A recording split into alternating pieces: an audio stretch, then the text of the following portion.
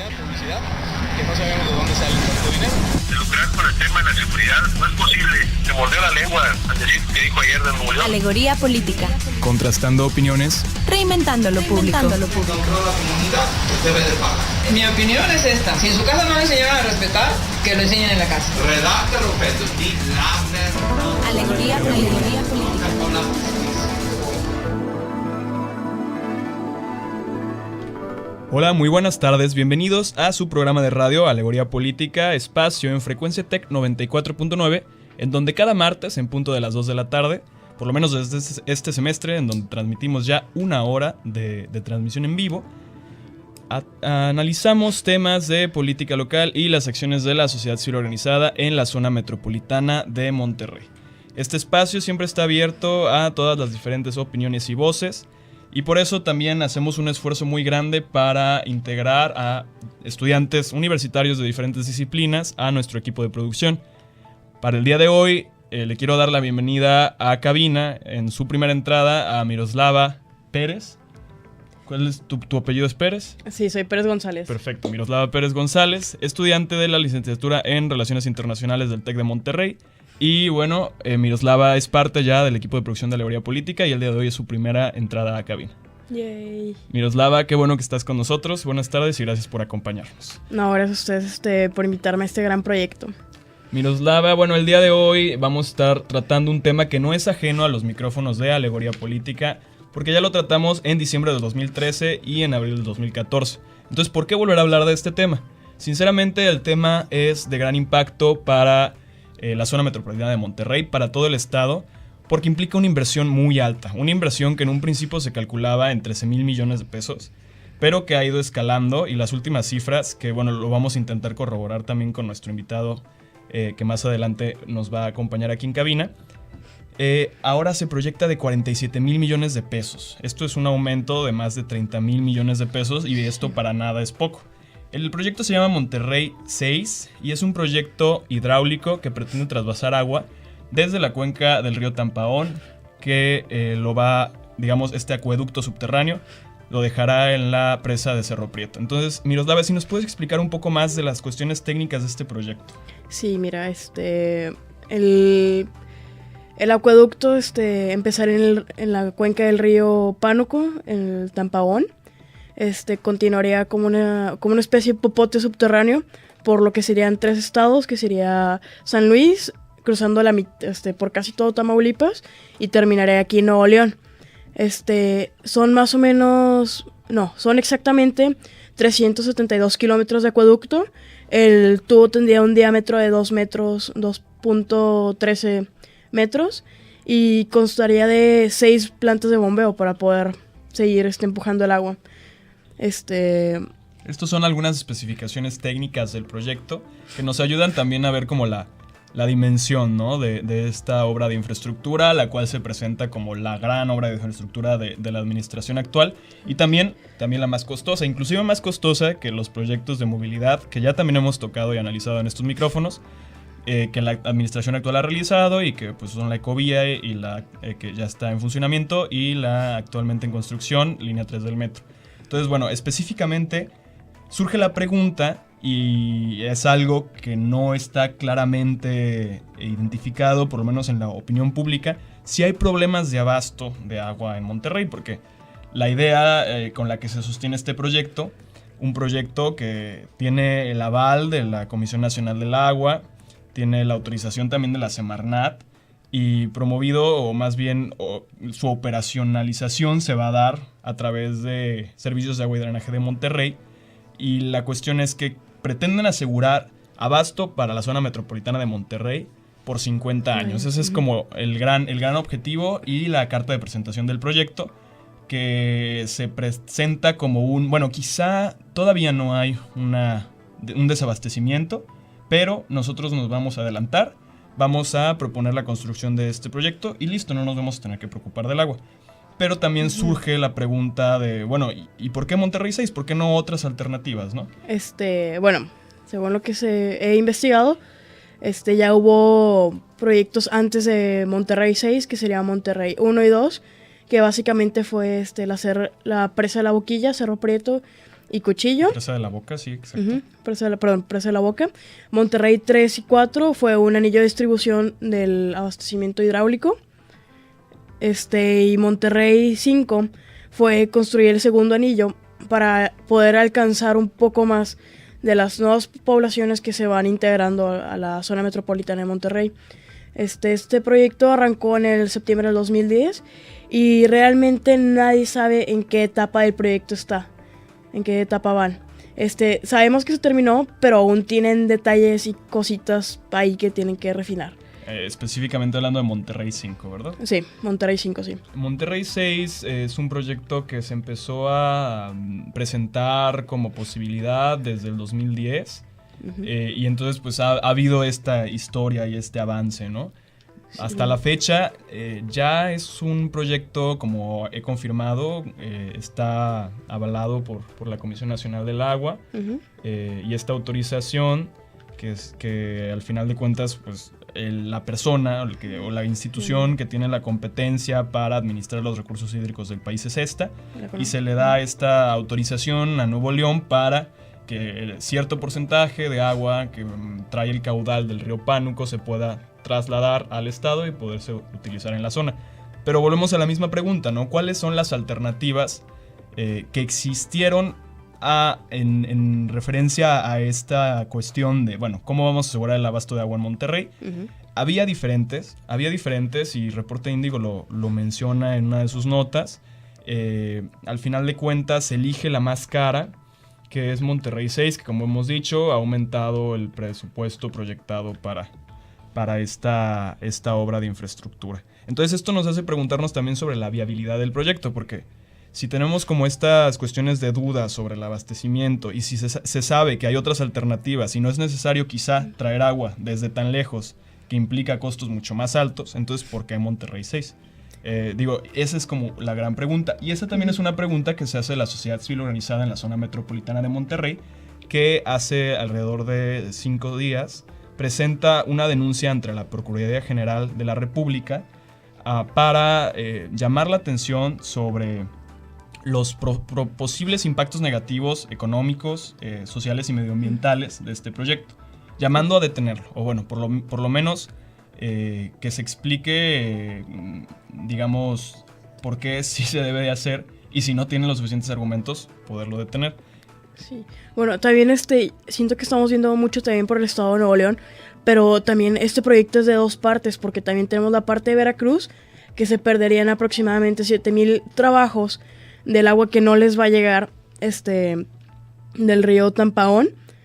Se perderían trabajos, y otra cosa que se dice mucho es de que el río viene contaminado. Entonces siento que a futuro sería un problema más grande tener que descontaminar toda esa agua que viene o buscar otra alternativa. O sea, que esta ya está, pero fue demasiado cara y pues, en cierto modo la tendríamos que usar. O sea, ¿qué otras opciones tendríamos para usar esa agua ya contaminada? Entonces está la cuestión al aire sobre la calidad del agua que se está trayendo, que bueno, por lo que se ha dicho, esta agua lo ha confirmado Emilio Rangel Gutjahr, el director de Servicios de Agua y Drenaje de Monterrey, es agua que se va a utilizar para el consumo de la población de Monterrey. Entonces, bueno, al final de cuentas tienes que revisar y tienes que tener bien en cuenta el nivel de contaminación del agua. Entonces, yo quiero también hacer referencia a lo que tú mencionas sobre que no es solo un asunto a nivel estatal, sino es un asunto nacional. Y hacer referencia a una editorial que se publica en La Jornada el 13 de abril por San Juana Martínez, que habla acerca del impacto que va a tener para las poblaciones que están a los alrededores del río Tampaón, allá en Veracruz. Entonces se habla de que este proyecto, que se conoce como el más largo, el proyecto hidráulico más largo de América Latina, con una inversión de 17,000 millones, que bueno, como les he mencionado, por lo menos en las cifras que manejan, en una petición en línea de reforestación extrema, que es uno de los grupos de la sociedad civil que se suman a la presentación de la denuncia ante la PGR, ya se maneja 47,000 millones de pesos como el costo del proyecto.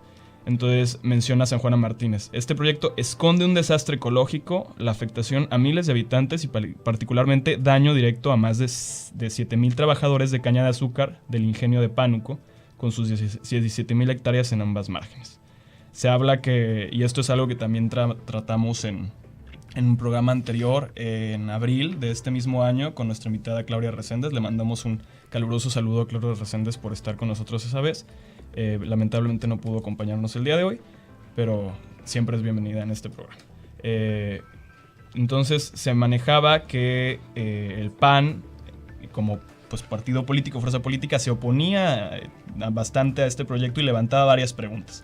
Preguntaba a través de un punto de acuerdo en el Senado y en la Cámara de Diputados para que el agua, que se defina claramente cuánto costará el proyecto y cómo se financiará, que son preguntas que todavía quedan como un poco, digamos, inconclusas en su respuesta en la opinión pública. Entonces, a todo el auditorio quiero informarles que nuestro invitado del día de hoy es el doctor Ernesto Enkerlin. Doctor Ernesto Enkerlin, que es el presidente de la Comisión Mundial de Áreas Protegidas, es también catedrático y ambientalista, y él también forma parte del grupo que presenta esta denuncia ante la PGR la semana pasada, y bueno, nos puede dar también una visión más clara de cuáles son los peros que se le pone a Monterrey 6. Entonces le quiero dar la bienvenida al doctor Ernesto Enkerlin. Gracias por acompañarnos el día de hoy en cabina. Gracias, mucho gusto. Gracias por estar aquí, y yo creo que una pregunta como esencial es qué se sostiene en esta denuncia que se presenta ante la PGR, que digamos es lo que nos hace también a nosotros volver a voltear al tema, que repito, ya lo habíamos tocado en diciembre del 2013 y en abril del 2014, pero es un tema esencial y que se tiene que seguir debatiendo. Sí, pues muchas gracias. Pues mira, primero que nada quiero hacer una diferencia entre lo que es la política pública y lo que es la política partidaria. Porque a veces lamentablemente las mezclamos. Sin embargo, en materia de política pública, pues tenemos que exigir, independientemente de la afiliación o las inclinaciones ideológicas o político-partidistas, tenemos que exigir que la política pública esté diseñada para ser eficiente, eficaz y efectiva en el logro de los propósitos que requiere México, que requiere cualquier sociedad en el mundo. Nosotros hemos venido manifestando una serie de inconformidades con Monterrey 6 basadas en conocimientos técnicos de diferentes áreas, motivados por buscar que alcancemos la sostenibilidad del desarrollo, que es lo que nos motiva a muchos de los que estamos metidos en esto. Algunos somos, como dicen, ambientalistas o ecologistas, que a veces se convierte más en un estigma que en una descripción. Pero la realidad de las cosas es que no había habido interés, y hasta la fecha de hecho ha habido poco interés, así como tú lo mencionabas ahorita, el asunto ha estado en medios y ha estado discutiéndose y debatiéndose, pero nunca se le ha dado el nivel que se requiere. Hay cosas buenas obviamente en todo proyecto, pero pues yo creo que si son cosas buenas, pues no tenemos por qué estar asustados, escondidos o teniendo opacidad en cosas que tienen que tratarse frente a la comunidad entera. Pues son muchos recursos, son compromisos que se asumen por largos periodos de tiempo, y al final de cuentas las necesidades de la población pues tienen que ser puestas en la balanza y ver dónde es donde necesitamos invertir primero el recurso público. Entonces nosotros hicimos la denuncia y déjame, perdón por tanta introducción, en vez de contestar directo, nosotros hicimos la denuncia, porque la Ley de Responsabilidad Ambiental es un nuevo instrumento en el ámbito de la política pública, del Estado de Derecho y la legalidad en México, y pues esos instrumentos hay que empezarlos a usar. Por ejemplo, ahorita en la Procuraduría General de la República pues prácticamente no hay expertos en esta materia, pero esta materia en algunos años va a ser como muchas otras materias legales, y va a haber especialistas en el tema de responsabilidad ambiental, que tiene implicaciones penales también. Entonces, nosotros queríamos ejercer nuestro derecho ciudadano, y ejercerlo sí para llamar la atención, pero sobre todo para denunciar que en todo este proceso de Monterrey 6, independientemente de las cuestiones técnicas que las podemos platicar ahorita, no ha habido una atención a muchos de los aspectos legales, y pues el Estado de Derecho es fundamental para cualquier proyecto, sea del agua o sea de los derechos de las personas o de los indígenas, o sea, simple y sencillamente para resolver nuestros conflictos. Yo creo que el Estado de Derecho es fundamental y fue una de las razones por las cuales acudimos e hicimos la denuncia. Esta ley de responsabilidad ambiental menciona, ¿es un nuevo mecanismo? ¿Es una ley federal de reciente legislación? Sí. O sea, tiene prácticamente un año de que entró en vigor y esperemos que relativamente pronto haya la capacidad de instrumentarla, porque pues una cosa es emitir leyes y otra cosa es que las leyes realmente cambien la realidad del país. Y en este sentido, ¿cuál es el mecanismo exacto que te permite a ti o a algún colectivo o un grupo organizado de ciudadanos presentar una denuncia? En la ley se menciona como un derecho de la ciudadanía. Sí, mira, yo no soy especialista en derecho, pero la parte más importante de la ley de responsabilidad ambiental es que resuelve un problema de fondo en los temas ambientales, y es el de los intereses difusos y de los primeros interesados o de los afectados directamente, o sea, de los que tienen interés legal en un asunto. Y lo que hace la ley de responsabilidad ambiental es que te dice que cualquier ciudadano que se considera afectado tiene derecho de impugnar o de demandar o denunciar lo que él considera que es un delito ambiental. Entonces, es un poquito acabar con la época de los intereses difusos y dar un interés concreto en materia ambiental a las personas. Claro. Entonces, las repercusiones de esta ley pueden ser muy, muy amplias. Tristemente, muchas leyes ambientales en el pasado han sido abusadas y se han utilizado como un mecanismo de coerción o inclusive de extorsión de respecto a la industria o de respecto a algún posible, digamos, alguna falta de cumplimiento, y esperemos que el caso de la ley de responsabilidad ambiental no siga el mismo curso y que realmente sea una ley que otorgue a los individuos el derecho a un ambiente sano, que es una de las razones por las cuales existe esta ley, para garantizar una cosa que la Constitución nos dice que debemos de tener, que es el derecho a un ambiente sano. Muy bien, entonces tenemos que la denuncia se presenta como mecanismo ofrecido por la Ley de Responsabilidad Ambiental, y quiero mencionar también, que es algo que todavía no hemos aclarado, cuáles son los grupos que presentan esta denuncia, ¿no? Está incluida la Academia Nacional de Arquitectura Capítulo Monterrey, siendo su representante Nora Toscano, Vértebra, Organización Civil, de Malaquías Aguirre como representante, Evolución Mexicana, Reforestación Extrema, la Sociedad de Urbanismo de Monterrey, la SURMAC, Ernesto Enkerlin, Martín Bremer, ambos académicos, y su representante legal, Gregorio Mariano Núñez González. Entonces estos son algunos de los, quizá no todos, algunos de las personas que están integradas en este proceso de denuncia. Y antes de pasar a una cápsula cultural que tenemos que ir en unos segundos, yo nada más quiero dejar al aire hacia específicamente al doctor Enkerlin.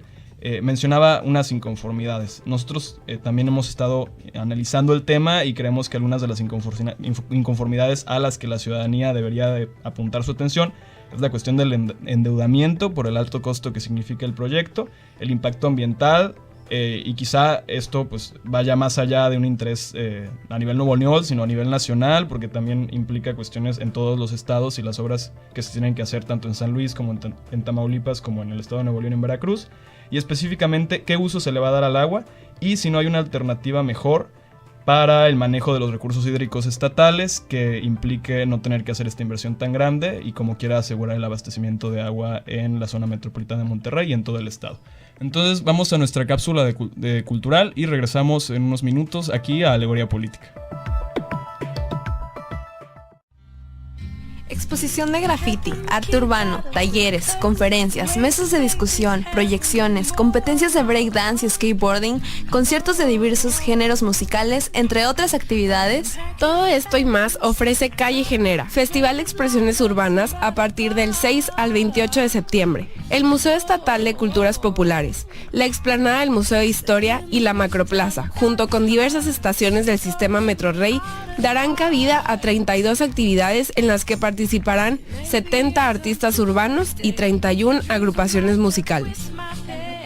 El festival tiene como objetivo promover la reflexión, intercambio de ideas, el conocimiento de diversas manifestaciones creativas de carácter urbano, reuniendo a diversos promotores y creadores de la cultura y arte urbano en México. También busca difundir la producción de nuevos talentos, valorando el trabajo de diversos artistas urbanos de Monterrey y del país. Este año se sumará el Meeting of Styles a Calle Genera, el cual es un encuentro internacional de escritores de graffiti y será el evento de clausura del festival. Meeting of Styles surgió en Alemania en el año 2002. En él participan cientos de artistas de todo el mundo, brindando al espectador una amplia visión del graffiti como forma artística de expresión. Se han realizado 75 eventos en 16 países de Europa, Asia y América. Además, se realizará la presentación del libro Trazos en el Concreto y Arte Urbano de Nuevo León, el cual es una compilación de los trabajos de las 3 ediciones anteriores del festival. Este evento nace con la encomienda que el público y los artistas locales se apropien de este nuevo foro de expresión. Los invitamos a que asistan a los distintos talleres, conferencias, conciertos, entre otras muchas sorpresas más que este ofrece. Para conocer más detalles sobre el 4º Festival de Expresiones Urbanas Calle Genera 2014, pueden consultar el sitio web www.conarte.org.mx. Nosotras somos Odisea y regresamos con Alegoría Política.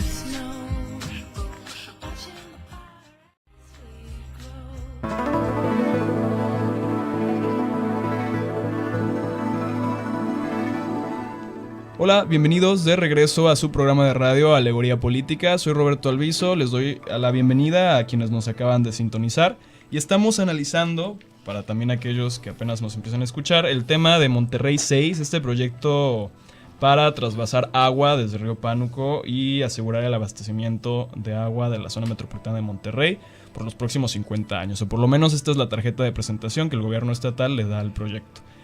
Nos acompaña en cabina el doctor Ernesto Enkerlin, él es catedrático, es también el presidente de la Comisión Mundial de Áreas Protegidas y está involucrado en el proceso que desde la sociedad civil organizada se inicia a través de una denuncia presentada a la Procuraduría General de la República. También está en cabina conmigo Miroslava Pérez, estudiante de licenciatura de Relaciones Internacionales.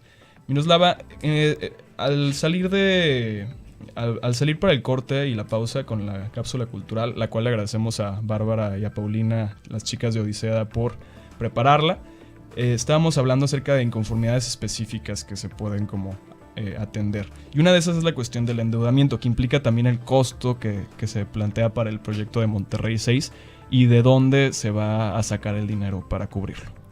Ok, bueno, el costo que se tenía inicialmente eran 13,000 millones de pesos.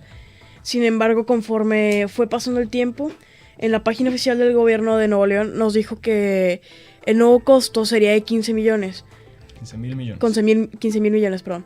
Entonces, conforme fue pasando el tiempo y las dimensiones reales que nos compartió nuestra compañera Diana Maldonado, en diciembre del 2013 nos dice que el nuevo costo van a ser 17,000 millones y con bastante probabilidad de aumentar, o sea, y ahorita el costo que nos están presentando son 47,000 millones, o sea, tiene una inflación increíble. Esto en un comunicado, o más bien una petición en línea publicada por Reforestación Extrema, y queríamos pedirle a la doctora Enkerlin que nos hiciera la aclaración si esta nueva cifra es una cifra establecida o cómo se llegó a esa especificidad.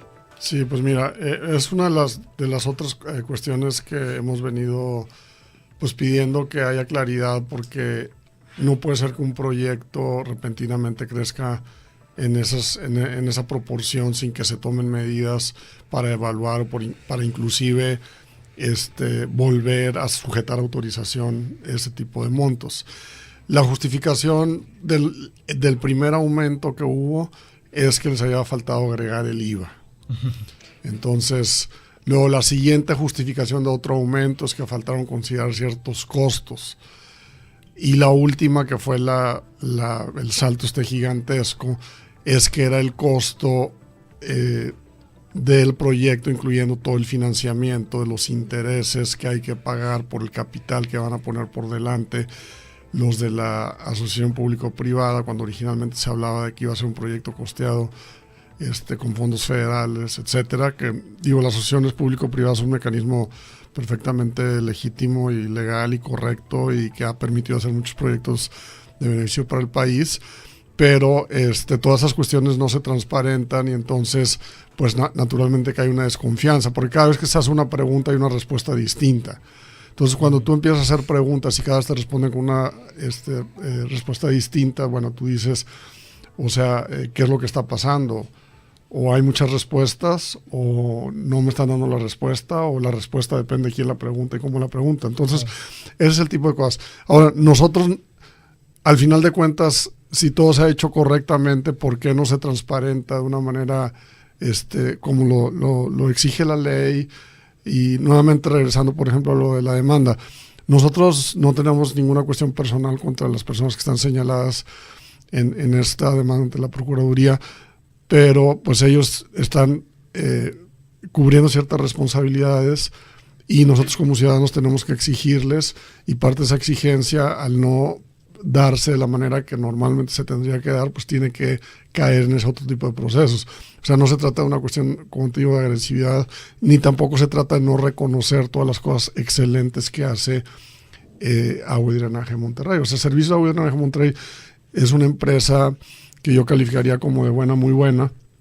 La crítica que le hago es que no se han modernizado en su visión de sostenibilidad. O sea, siguen siendo una empresa básicamente de tubos y bombas, y de potabilizar agua. Todo eso está muy bien, pero las empresas modernas tienen que tener una visión de sostenibilidad.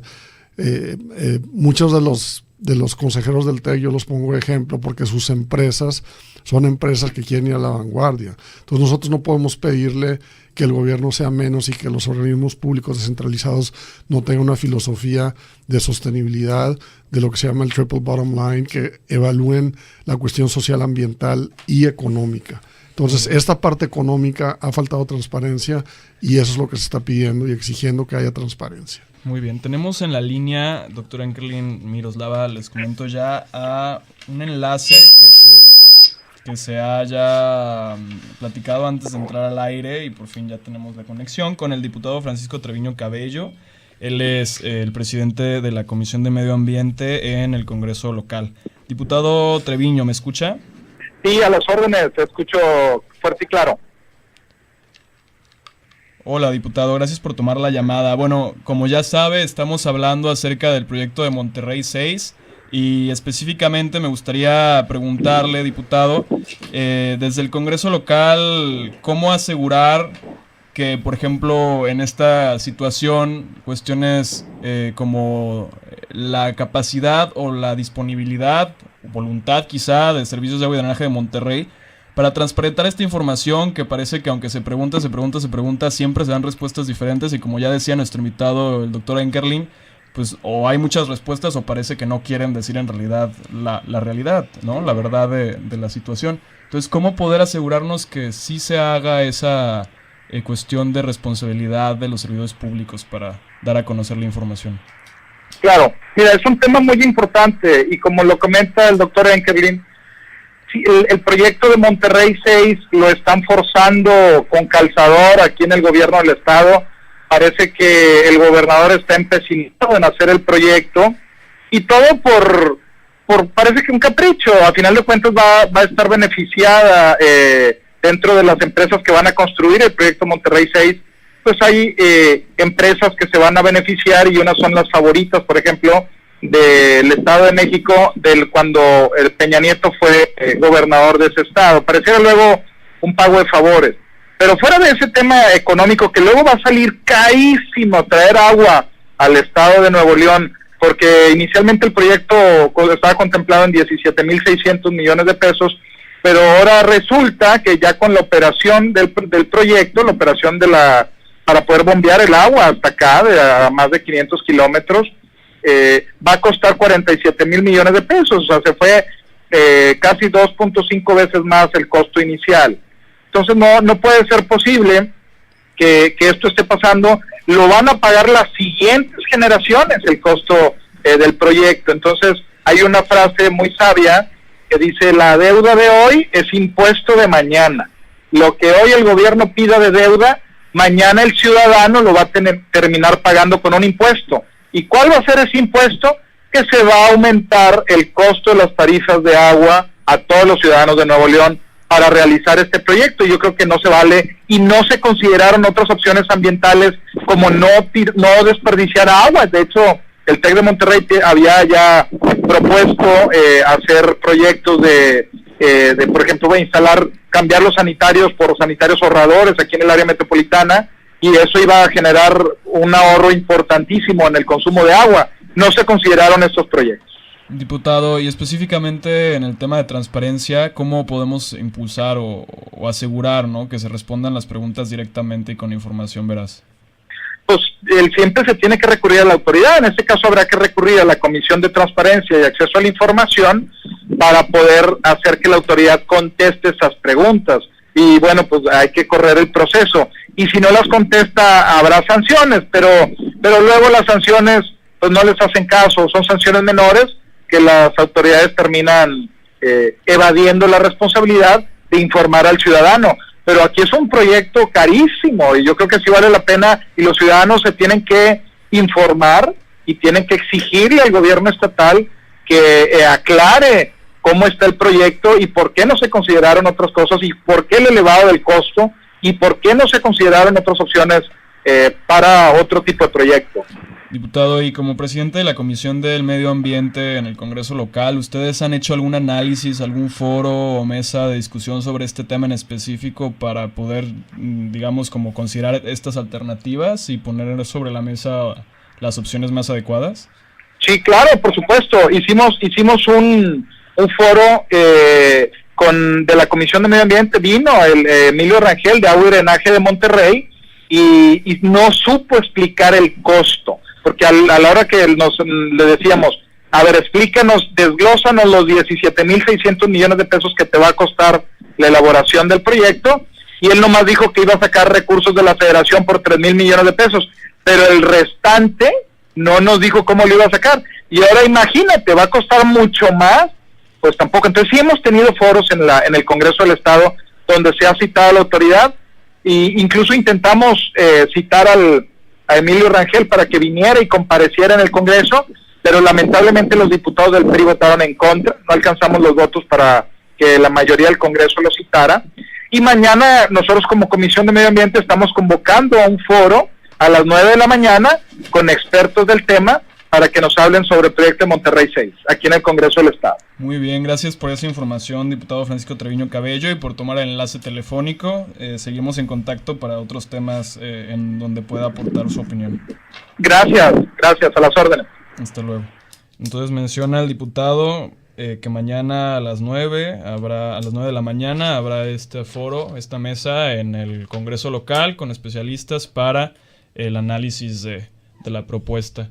Algo que no quedó claro, y yo ya no hice la pregunta al aire, pero nosotros les haremos llegar la información también por redes sociales del programa, es si esta mesa es pública, para que si están interesados puedan escucharlo. ¿Usted sabía de la mesa, doctor Enkerlin? Sí, de hecho fui invitado, pero voy a estar fuera del país el día de mañana. ¿Es pública la sesión o no sabe? Sí, claro. Decirlo? ¿Sí? Sí. Perfecto. Bueno, sí, si alguien estuviese interesado. Sí. Ahí pueden yo creo que sería interesante si hay pues personas que estén escuchando el programa, que quieran informarse más y sobre todo también ver cómo opera el proceso legislativo, claro. Sobre todo estas partes de las consultas a expertos, que creo que falta más hacer en este país, pues pueden aprovechar para este tema, que además es un tema que ahorita está en el interés público. Doctor Enkerlin, otro de los temas es cuál es el uso de agua, o de las inquietudes, de las inconformidades. ¿Cuál es el uso del agua que se le da a Monterrey? Y si en realidad hay un desabasto o se plantea un desabasto en un futuro cercano. ¿Cuál es la realidad en cuanto a eso en términos técnicos? Bueno, pues mira, ahí hay diversas opiniones. La de agua y drenaje es una opinión de que estamos muy cerca de un desabasto, que es inminente. Se ha hablado inclusive que en el 2015 iba a haber desabasto ya, en base a proyecciones lineales que muchas veces son una herramienta de predicción, pero creo que hay que utilizarlas también con algo de sabiduría, no es nada más sacarlas indefinidamente. Ellos utilizan también ciertas cifras de crecimiento del abasto que muchos de nosotros consideramos que no son adecuadas, que están sobreestimadas, y eso nos preocupa porque pareciera que se quiere demostrar una situación que no existe. No digo yo que los que hemos analizado los datos de la propia institución tengamos una certidumbre al 100% en nuestros datos, pero las diferencias son muy grandes y nuevamente te pongo un ejemplo muy fácil, o les pongo un ejemplo muy fácil. Se utiliza un crecimiento anual estimado en función de un ejercicio teórico cuando Agua y Drenaje de Monterrey, que es una empresa, como les digo, bastante buena, tiene técnicos y mediciones que nos cuestan a todos y que lo hacen bien, además hay que reconocérselos, por más de 40 años, que con esos son mucho mejores datos que los datos que puedes sacar de cualquier enciclopedia o cualquier sitio de internet. Entonces, ¿por qué no utilizamos los datos reales que tenemos nosotros? No necesitamos ir a buscar los datos a ningún otro lado más que en el propio desarrollo de la ciudad y de la demanda de agua. Entonces, una de las exigencias que hemos tenido constantemente es que se transparente por qué no se están utilizando los datos de la propia institución y, nuevamente, por qué no se le da una visión de sostenibilidad. Entonces, nosotros consideramos que no es inminente el que se requiera más abasto de agua a la ciudad. Creemos que hay suficiente abasto. Por eso cuestionamos el proyecto en su momento. O sea, el proyecto ahorita ya va muy avanzado, hay que reconocerlo también. Si el proyecto se llega a hacer, esperamos también que se haga bien. Hay muchos que estamos luchando. En su momento expusimos la necesidad de buscar otras alternativas, pero pues va a llegar un momento en que se va a tomar una resolución de que si se hace o no se hace ese proyecto. Entonces yo digo que si es en el sentido de que se haga, a pesar de todo lo que se ha dicho, comentado y las argumentaciones en contra, bueno, pues entonces hay que entrar a una fase diferente en asegurar que se haga adecuadamente. Muy bien. Entonces hay que tener también esa flexibilidad de entender la situación en cada momento y de tomar las decisiones que mejor convengan a la ciudadanía en cada momento. Si ahorita algunos pensamos que la mejor decisión es que no se haga, pero si llega un punto en que se aprueba, en ese momento hay que tomar una actitud distinta y decir, bueno, pues ya se va a hacer, ahora lo que más le conviene a la ciudadanía es que se haga así, así, así. Entonces hay que estar todo el tiempo monitoreando y teniendo esa voluntad de siempre buscar lo que sea mejor para la ciudadanía. Al final de cuentas es un asunto de interés público y digo, no hay que desentendernos de eso, que creo que es una actitud dañina y que muchas veces la tomamos. Simplemente en cuestiones del análisis o cifras sobre el abasto de agua, en la página del gobierno del estado donde presentan el proyecto Monterrey 6 utilizan una como proyección de la Conagua para la cuestión esta de que iba a haber desabasto en el 2015, pero después hay una nota que sale hace un par de días, el 18 de septiembre, en Telediario, y donde se menciona que un especialista en hidrometeorología y meteorología de la Comisión Nacional del Agua, Doroteo Treviño, informa que con lo que va del mes las precipitaciones han dejado un total de 150 milímetros de agua. Bueno, el punto es que se dice que con esto se podría alcanzar hasta 3 años de abasto de agua. Entonces, como que ahí mismo hay un conflicto en la información que se da y, bueno, queda también como la cuestión y la falta de claridad que parece que es lo que como es consistente. Claro, en este caso. Ahora no decimos que nunca más en Monterrey va a haber falta de agua, porque hay muchas variables. Lo que pasa es que las decisiones tienen que ser proporcionales a los riesgos. O sea, nadie va a comprar un seguro contra un meteorito que impacte el planeta Tierra, porque si eso sucede vamos a tener otras cosas de que preocuparnos. Entonces necesitamos que las propuestas sean proporcionales a los riesgos, y nosotros sentimos que en este caso Monterrey 6 no es proporcional a los riesgos. Pero nuevamente, o sea, hay muchas otras cosas que se tienen que discutir y al final de cuentas lo que hay que buscar es lo que le convenga a la comunidad y que no haya opacidad, es lo que pedimos principalmente. Entonces se cuestiona la cantidad que es necesaria de agua y si el proyecto entonces está sobredimensionado para lo que se necesita, y para eso también queda como la cuestión que aceptamos, es una especie de no diría rumor, porque sí se confirmó a través de un estudio que se realiza por la Secretaría de Desarrollo Económico, Retos de Desarrollo Regional 2014, en donde se decía que con el proyecto de Monterrey 6 habría suficiente agua para las actividades de extracción de gas shale. Entonces esta actividad que se ha tocado también aquí el análisis sobre el fracking, la fractura hidráulica para extraer este gas de lutita, lo hemos tocado con el subsecretario de Energía Vladimir Sosa Rivas.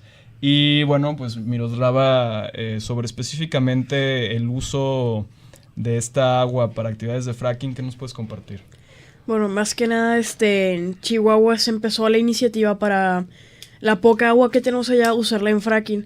Pero hubo una asociación, Chihuahua contra el fracking, que nos decía los posibles daños que podía tener el uso de esta agua precisamente para esta actividad. Es incrementar la zona sísmica, porque allá, pues al menos en el norte del país, no estamos acostumbrados a los sismos. Entonces, al hacer fracking para poder sacar el gas que está abajo de la tierra, nos van a desacomodar así que todas las placas. Y o sea, aparte que nos van a dejar sin agua, porque el agua es muy poca, pues nos van a desacomodar todas las placas y ahora sí que sería un desastre total. Sí, o sea, y dicen que en 100 años, que el gas que saque podría abastecer a la ciudad económicamente, al menos al norte del país, por 100 años. Pero la realidad dicen que es como unos 3, o sea, siempre hay un cambio de cifras. Entonces, sobre este posible o probabilidad de uso, que probablemente tampoco haya mucha claridad y más bien prevalezca la opacidad, doctor Enkerlin, ¿considera usted que esta gran cantidad de agua y este proyecto en específico, que más bien podría ser quizá sustituido por un sistema de mejor manejo de los recursos hídricos con los que ya contamos, como un sistema de cuando se tiene que desfogar, porque muchas veces es lo que hemos estado investigando, las presas alcanzan su capacidad máxima y se tiene que vaciar, entonces esa agua se pierde, entonces digamos como una infraestructura que permita manejar mejor ese recurso que ya está, pasarlo de una presa a otra, en una nueva quizá más pequeña. Al final de cuentas, ¿será Monterrey 6 específicamente esta agua para actividades como el fracking o si es para consumo de la población de Monterrey? Bueno, pues mira, naturalmente, por todas las razones que mencionaste, más las que se han venido exponiendo en medios, resulta natural la sospecha de que si no se le encuentra una lógica a un proyecto por el lado del agua para consumo humano, pues que tenga una lógica distinta. Yo francamente no quisiera especular sobre ese tema. Creo que fue una falla de comunicación ahí entre dos dependencias, de que una diga que es para el fracking y la otra digo, oye, ya me alborotaste aquí todo el avispero. Hay muchas razones por las cuales yo considero que para el propio fracking hay otras fuentes de agua que le serían más rentables. Independientemente de las consideraciones del fracking que mencionaba Miroslava, que yo pienso que es un error porque ahorita tenemos que estar hablando de energías alternativas y no de otra forma, digamos, es como un refresco, como una cerveza light. O sea, ese es el gas shale. O sea, es lo mismo, pero engorda menos. Entonces, o sea, realmente lo que necesitamos es una nueva forma de llegarnos de energía. El gas shale es saltar para el 1950 y no para el 2050. Entonces, yo no especularía sobre el fracking. Yo creo que el agua tiene que ser un recurso que se utilice primordialmente para generar competitividad. Obviamente hay que garantizar el derecho humano al agua, que es un derecho que también es de reciente creación. O sea, era uno de los derechos ambientales, pero ahorita ya está muy explícito el derecho humano al agua. Entonces, creemos que había o hay todavía muchas otras formas de lograrlo para el caso del área metropolitana de Monterrey. Y pues yo creo que hay que seguir luchando porque las cosas se hagan bien. Eso sería mi comentario. Muy bien, entonces con el proceso de la denuncia, ¿cómo podría desahogarse ahora que ya está presentada?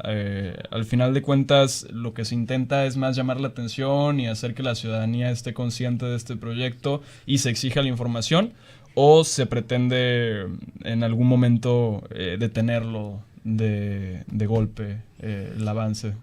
Sí, pues mira, la intención de la denuncia es detenerlo, cuando menos mientras se tienen las explicaciones del caso. Digo, si al final no prospera la denuncia o alguien está equivocado, pues para eso existen los procedimientos. Lo que no se vale es que esto siga avanzando y avanzando como si como si no hubiera, o sea, si nadie lo estuviera cuestionando, si nadie estuviera diciendo, lo único que están pidiendo son explicaciones, lo único que están pidiendo es transparencia, lo único que está pidiendo es que las aparentes contradicciones entre las cifras se resuelvan, se expliquen. Entonces, obviamente que esa denuncia se presentó con toda la seriedad del mundo, o sea, claro. No es un acto digamos, de mercadotecnia o de... Ya nos explicó la ley. Sí, no es un show, o sea, no es sí. un show, es una cosa totalmente seria. Claro que es una ley nueva, claro que la Procuraduría General de la República todavía no tiene muchos elementos para, pero pues eso es parte de la madurez de un país y eso es parte de que las leyes funcionen en la práctica. Entonces, pues vamos a ver qué es lo que sucede con eso. Y nuevamente lo digo, porque es muy importante.